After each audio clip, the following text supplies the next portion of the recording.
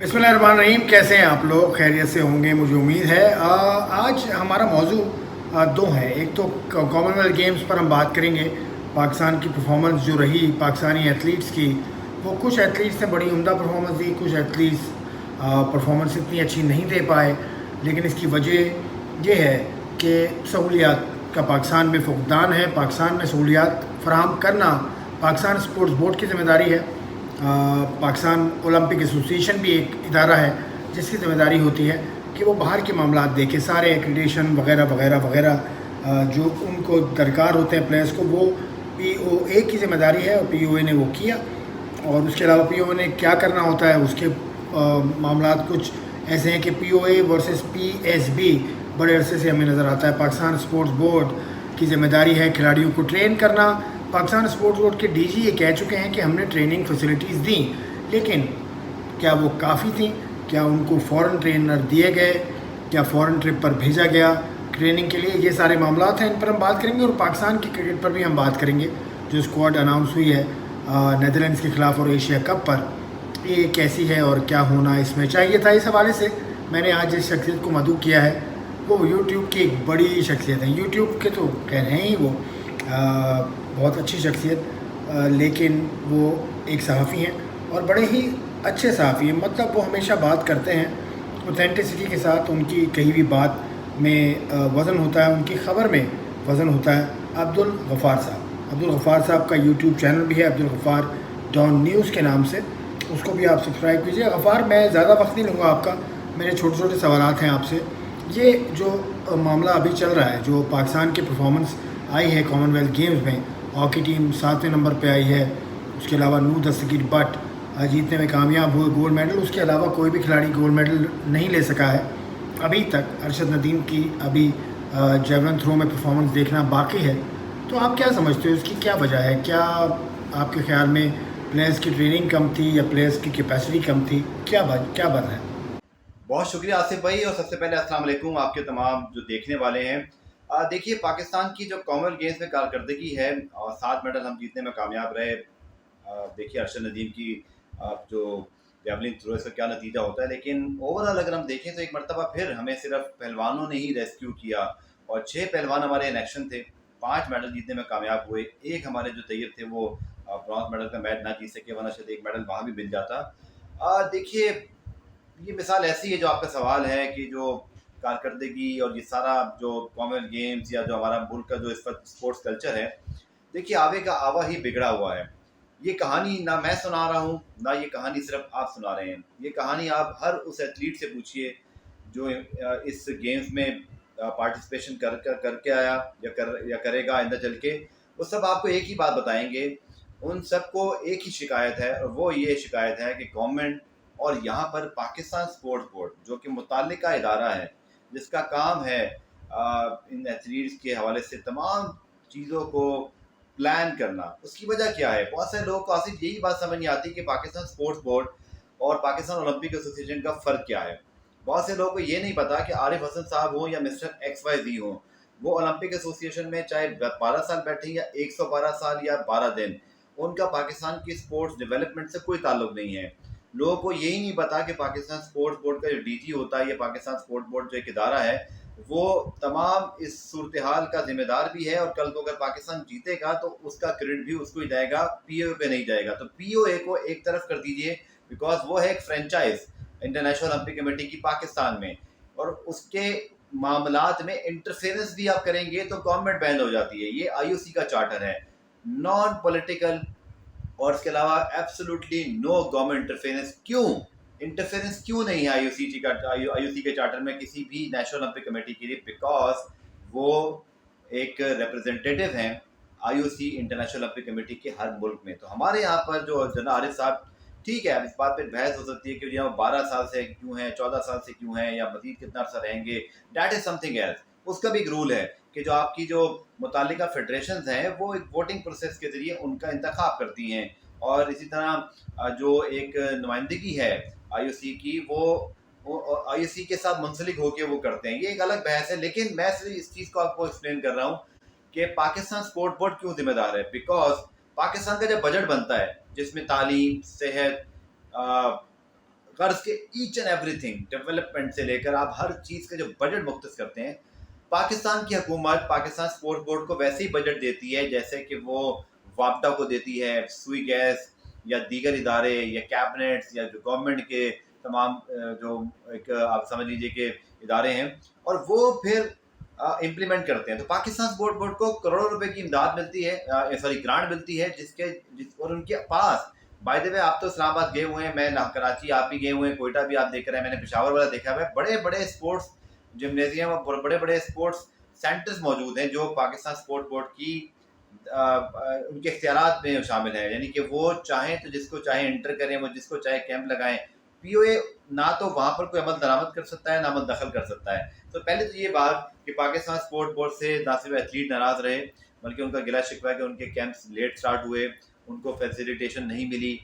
भारत को अगर आप देखिए, मॉरिशियस, रशिया, पता नहीं कहाँ कहाँ वो जो है वो सब ट्रेनिंग करके आए। हमारे चंद ही सिवाय अरशद नदीम और शायद एक आध और के अलावा कोई बाहर ट्रेनिंग करने नहीं गया। बकौल जमान अनवर जो कि हमारे सिल्वर मेडलिस्ट हैं कि हम तो घर से ही चले जाते हैं। तो जब घर से जाएंगे तो फिर आसिफ ऐसे ही नतीजे आएंगे कि भारत जो है वो चौथे नंबर पर हो और तकरीबन 50 मेडल जीत जाए, और आप बमुश्किल 7 मेडल से ओलंपिक में, सॉरी कॉमनवेल्थ गेम्स के अंदर, ये ओलंपिक्स नहीं है जहाँ 28 साल से कोई मेडल जीते, ये कॉमनवेल्थ गेम्स हैं जो यूरोपियन कंट्रीज नहीं होती, जहाँ का स्टैंडर्ड ओलंपिक से आधा हो जाता है तकरीबन, यहाँ पर भी आपसे 7 मेडल जीत सके। अच्छा गफ़ार, आपने तफसील से बताया कि पीओए और पीएसबी का क्या काम होता है और कौन ज़िम्मेदार आपकी नज़र में है। अब ये बताओ कि ये बेहतरी का, इसके हवाले से रास्ता बताइए कि बेहतरी का रास्ता क्या होगा। अगले ओलंपिक्स आने वाले हैं, या और इस्लामिक सॉलिडरिटी गेम्स भी शुरू हो चुके हैं, उसका कुछ हिस्सा शुरू हो चुका है, लेकिन वो भी शुरू होंगे कुछ दिनों के बाद। तो इसमें बेहतरी कैसे आ सकती है? लॉन्ग टर्म प्लानिंग क्या होनी चाहिए? देखिए आसिफ, हल बड़ा सिंपल है। मैं यहाँ पर आपको सिंपल से एक कंपैरिजन बता देता हूँ। जिस तरह क्रिकेट को अहमियत देते हैं ना, और जिस तरह क्रिकेट की चीज़ें पाकिस्तान में चल रही हैं, यानी कि regular tours, performance, high performance centre बने हुए हैं, पैसा है, एक इंफ्रास्ट्रक्चर है, क्योंकि वहाँ भी बड़ी बेहतरी की गुंजाइश है। आप और मैं जानते हैं, आप और मैं इस चीज़ को हर वक्त डिस्कस करते रहते हैं।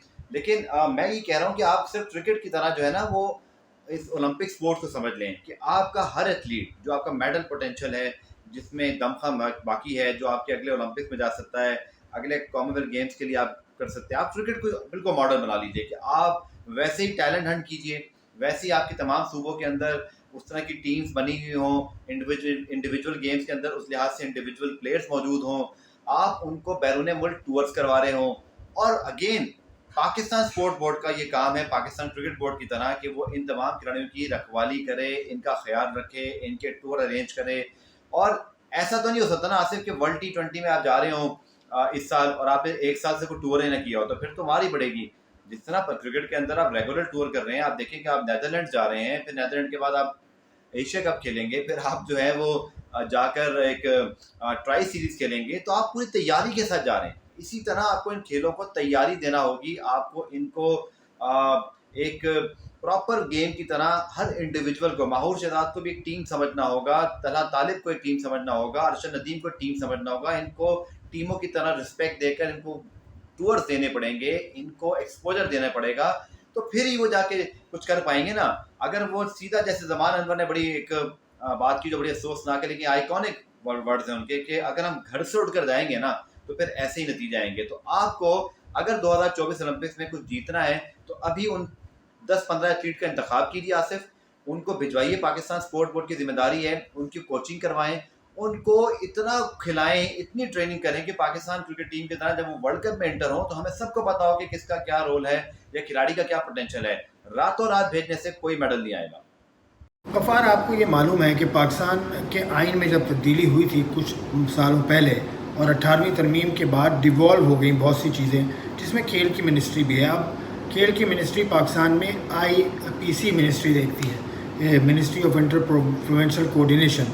क्या ये दुरुस्त बात है, या खेलों की कोई सेंट्रलाइज अभी भी मिनिस्ट्री की ज़रूरत है पाकिस्तान में, ताकि खेल को अच्छी तरह से मैनेज किया जा सके?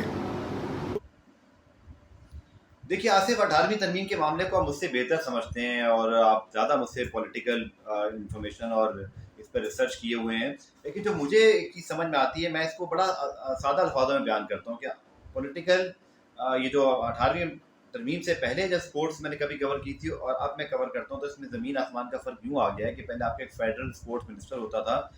कुछ पाकिस्तान में हो जाए खेलों में, धड़स आप जो है ना फ़ोन करेंगे एकदम से उसको और उससे पूछेंगे भाई ये क्या हो रहा है? क्योंकि वो ज़िम्मेदार है। अब ना हमें प्रॉपर समझ में आ रही है, ना लोगों को समझ में आ रही है, ना सिस्टम को समझ में आ रही है कि भाई अगर कोई एथलीट पाकिस्तान का परफॉर्म नहीं कर पा रहा या वो फैसिलिटीज का रोना रो रहा है, तो पाकिस्तान स्पोर्ट बोर्ड के साथ साथ वो गवर्नमेंट में किससे शिकायत करे? आईपीसी मिनिस्ट्री के पास तो इंटर प्रोविंशियल कोऑर्डिनेशन आती है, वो सिर्फ खेलों को नहीं देखते, वहाँ पे खेलों के स्पेशलिस्ट मौजूद नहीं है। आपको इस बात का तयन करना पड़ेगा कि आपकी खेलों के लिए क्या चीज़ बेहतर है। मेरी ज़ाती राय में अगर तो आप इस 18वीं तरमीम के मामले पर चलना ही चाहते हैं, तो फिर आप सूबों को इतना एजुकेट करें कि वो अपने फंड्स मुख्तस करें खेलों के लिए प्रॉपरली। ये जो पीनट्स होते हैं ना, अब ये फंड, इससे कुछ नहीं होने वाला, इससे कोई ट्रेनिंग नहीं मिलेगी, कोई। आप देखिए ना, इस माहौर शहजाद कराची की हैं, तलहा तालिब पंजाब के हैं, जमान अनवर पेशावर के हैं, तो क्या फिर हम सवाई स्पोर्ट्स वज़रा से क्यों ना सवाल करें, स्पोर्ट्स मिनिस्टर से, कि भाई आपने इनके लिए क्या किया या आप क्या कर सकते हैं? तो क्लैरिटी की ज़रूरत है। क्लैरिटी दो है, फैसला कर लीजिए। अगर तो आईपीसी मिनिस्ट्री के अंडर ही चलना है, तो फिर आप पूछिए प्रोविंशियल स्पोर्ट मिनिस्टर से कि भाई आप अपने सूबे के लिए क्या कर रहे हैं, और उन खिलाड़ियों को भी पता हो कि हमें इनसे बात करनी है, ना कि पाकिस्तान स्पोर्ट बोर्ड से। गो के पाकिस्तान स्पोर्ट बोर्ड फिर भी ओवरऑल इस मामले को देख रहा है, तो वो भी इससे बदजुल्म नहीं हो सकते। दूसरा आप ये कर सकते हैं कि आप खेलों को अलग कर दें और आप खेलों को जो है ना वो एक सेंट्रलाइज करें। आपकी Pakistan sport board, sports ministry और उसके बाद ब्रांचेस, और फिर आपको हर बंदे को उनकी तरफ देखना चाहिए कि पॉलिसी मेकर ये हैं, ये फंड्स देंगे, ये प्लान करेंगे। ये क्लैरिटी आज से बहुत ज़रूरी है।